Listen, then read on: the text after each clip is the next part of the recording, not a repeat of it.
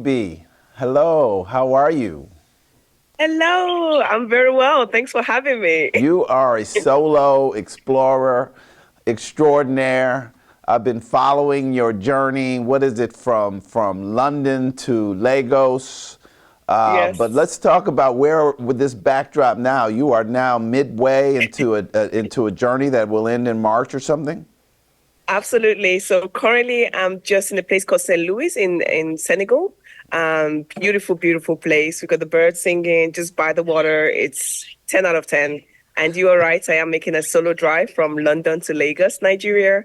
And yeah, pretty much halfway through now, which is so exciting. What's the inspiration behind a trip like this? Like, are you running from something? It's solo. Usually we want to take people with us on these trips, you know? Well, it's kind of hard convincing people to kind of like leave their, day to day for like a 2.5, 3 months thing. But honestly, more in the vision of solo travel is possible for people. Most time you don't have to wait for people. You can go out there and explore by yourself. And I just saw mostly within the overland community, there just didn't seem to be much representation, solo female traveler, they just did, it just seemed to be lacking. And I feel like more people wouldn't go into it if they don't see people doing it. So that representation was quite important. And yeah, I just wanted to be that. And I'm an explorer, adventurer at heart. And I just wanted to connect these two locations I consider to be home, which is London and Lagos. I would love to do that. Many people would love that. Like, what was what kicked that off? Did you just have like a bad day at work one day and decided to just, okay, I'm done, and Like, bye. No. So I did see a gentleman. He goes by Mr. Kunle. He did it by bike in the year 2022.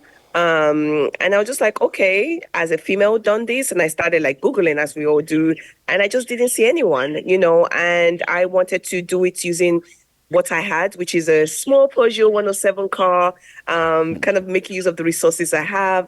And yeah, just kind of showcase that, I was very curious about the countries that connected these two places I normally fly over. So when I'm going home on Christmas, going back to Lagos, it was always like a 6 hours flight from London.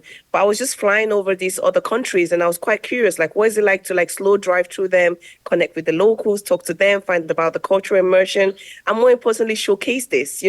I think sometimes the media, cover Africa as number one a country. It's not, it's a continent.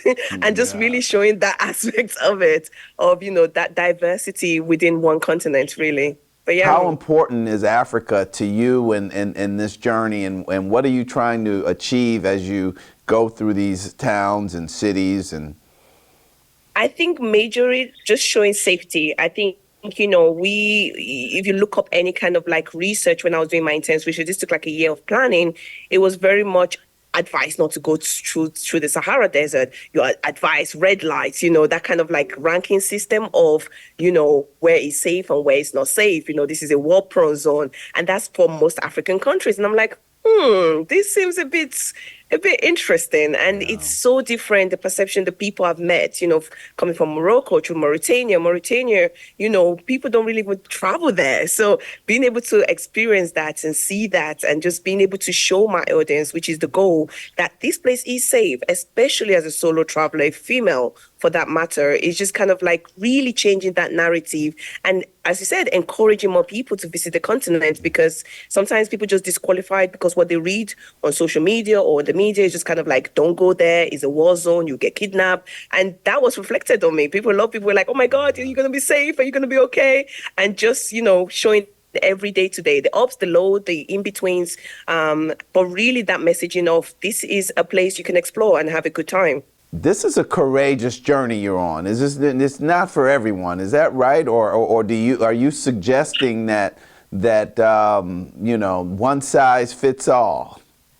No, I don't think, and I've always even said that even the travel, I'm not telling everyone to quit their job and travel the world.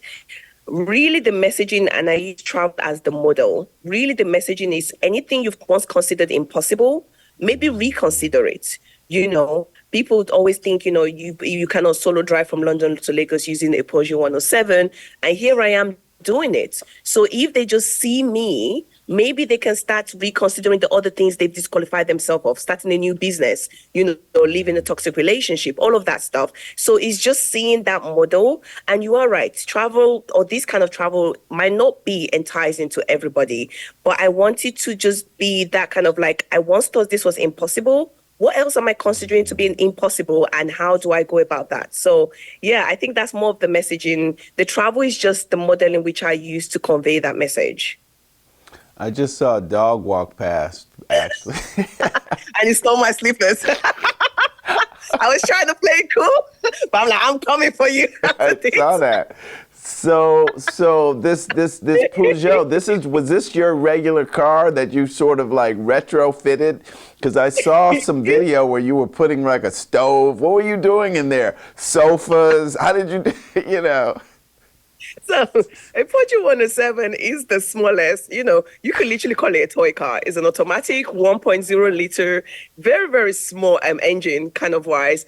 And I literally thought about the whole 4x4 movement. If you're going to Africa, you need these big vehicles and big wheels. Yeah. But a girl is a girl, and that was just not accessible to me at that point. And it was kind of like, okay, just give up on the dream or use what you have. So I've had this Porsche for 5 years.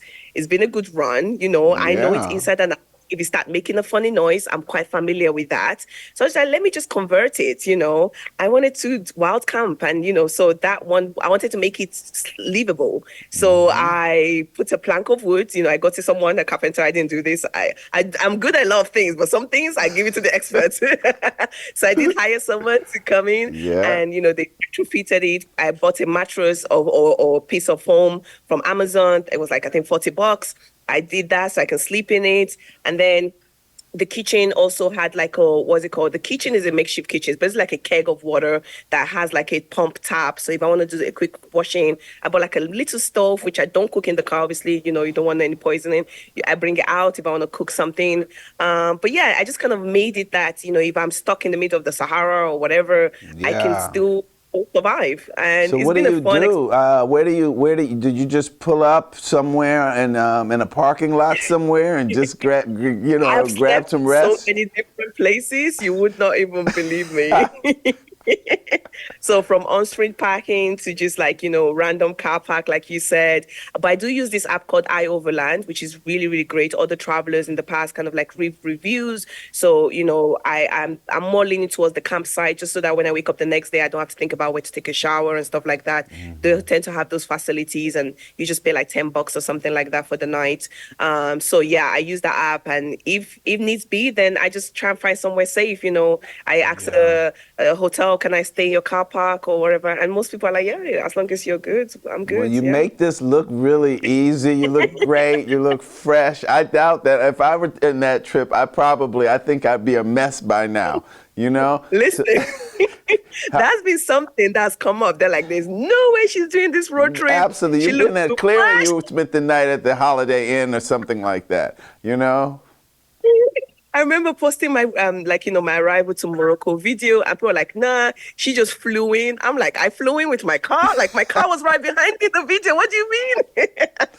So Yeah. definitely that stereotype, because some people wouldn't do it if they feel like, it's going to be too grimy or it's going to be harsh. And yes, you have the up and down days. And I try to show that, when I start my period and, needing that kind of like comfort and just missing home. So I do show those aspects of this. I don't want to glamorize it. Like, you do have hard days. Some days I don't want to drive for 6 hours. I don't want to do that, But yeah, just kind of showing the up and in between. But I'm a baby girl. I stay fresh. But so you can't, clearly on a practical level, these are continents, there's the UK, there's Africa, like you're gonna, like, what do you do, ferry or something like that when you get to a certain port? Oh yeah, that was another big argument. Morocco to Spain or something like that. Where are the connecting points? So crossing from UK into France, you cross over the English Channel, and that I just put a ferry on. I think I got the ticket for £70, and it was an hour and a half, ferry journey. So you drive into the ferry, Yeah. you're chilling upstairs, you come back, and then you drive out. And showing people this was possible. That's another thing, because obviously people look at the world map and they see these big bodies of water, and they're like, "She's lying. There's no road. How she's planning." So educating people that if you do want to make this kind of trips, this is how you do it. So I literally showed educational videos. When I got to Spain, crossing to Morocco, these are the 3 ports. This is how much it charges. This is the best. This is the easiest. This is how much I paid. Really educate. And people are like, oh my God, I never thought, from Spain to Morocco, I always just assumed it was going to be a long journey. But it's an hour and a half, the same distance it crosses from, the UK into France. So those kind of things is just really educating people about what is out there that sometimes they don't know about. And when you don't know something, it's sometimes really, really big and really, really scary. And sometimes you just need to be educated. Are you from a family that like known for its wanderlust, Or Um, like where does this come from? Can I you think that's a very good question. About to distract the dog. I said definitely in terms of traveling. I've always traveled. So when I was younger, we were kind of encouraged to go to the States. I visited quite a few states, within the the US. But definitely we were encouraged to explore. We're not always felt to make like, oh, the world is a big scary place, but rather kind of like, okay, go out and do things. But I won't say they were travelers themselves. My dad's a homebody. Like he doesn't go nowhere. But my mom, I think she's very much, let me go explore, let me go to these places. But yeah, it's really, really scary. It's really, really exciting. Really, really exciting. I'm so sorry. No, no, no. That's good. Why don't the dog come with you for the next? I know. I'm like, bring the Yeah, dog. that's right. The So joy of doing things outdoors is like, you can't predict this. your media Yeah. is like the work you do and what you post. You look like you have a full production team with you. So like, talk to me about that. I like how do you do like you're traveling with an iPhone? How are you posting all of this stuff? I do And have where are a all few. these followers coming from? Who? I mean, you. The followers growth has been insane. I did not see that coming at all. So I started this journey with just 12,000 followers, and What are they now on now? Like 60,000 followers or something? no, it was 12,000. 2 weeks ago, I was on 12,000 12,000. followers. Wow. Now it's Yeah. exploded to almost 150,000 people. So it's Whoa. been crazy. And just keeping up with the momentum. And I want people to feel like they're part of this journey and, just excited to be part. And it feels like that. I get messages like that every single day. It's like, oh my God, Pelumi, we're coming on this trip with you. You're with us, that kind of thing. So it's really, really exciting. And it's just Wow. really people being invested in this trip. They really want to be part of it. And it shows that people crave adventure. They crave seeing someone doing something and wanting to be part of that. And that's so exciting. In terms of the production, iPhone, I have this DJI camera I take along. I have a few gears and I try to just kind of like on my downtime put things together and post it as consistently as I can. Because I do, like I said, want people to be part of this trip rather than just, hey, I started and then I've ended. But it's like, what happened in between, So Yes. seeing that, quite Well, exciting. I do think about that, like these relationships that you're making as during your travels, and you may develop an affection for certain places and people that could slow you down, but you got to keep it moving. What are your favorite places thus far, and have you had any feelings of that emotional tug where you're like, I just want to stay here? They say not have to have regrets, but if I was to change something about this trip, definitely the duration. I would stay longer. You just get to meet so many people. Like you said, it is so hard saying goodbye. The hellos are as quick as the goodbyes, and it breaks your heart sometimes. But definitely lots of highlights, from parasailing in France to just kind of staying in the mountains with a family in Spain, in Malaga, to riding the iron ore train in Mauritania, to driving through the deserts, and meeting with like, nomads in the Moroccan Atlas Mountains. Like these memories are priceless. Like you literally cannot put a price tag on it. And just having those boundless of it. I remember arriving here and I'm like, I gotta leave tomorrow. Like this is sad. Right. I want to stay. Yeah. So just amazing. I do have like a strict deadline just because it's my mom's 60th. So I am going home to meet her and we're celebrating her 60th birthday. Yes. But that's the milestone pushing me. If I didn't have that, I probably would have taken a little longer, like take my time with it. But honestly, people are surprised I'm even able to do these activities because most times, the people that travel like this is very much, just driving and seeing like the highways and stuff. But just be able to talk and, show them, like in Morocco, I show them the Blue City and, just like cultural immersion. And they're like, oh, believe me, we thought you were just driving, but you're actually showing us places. So that, infusion of culture and travel and tourism is just another extra layer that I want people to be like, curious about the world and hopefully they go exploring too as well. How long is this trip going to be from? Yeah, about 60 plus days. About 60 plus days. Yeah. That's a lot of gas. Are you That is from a a lot of wealthy gas. family? I wish. I wish. But no. It's just a girl that saved really hard for really long. There's this running joke within my friendship circle, like, believe me, ain't that dress from college? Like college was a while back, for me.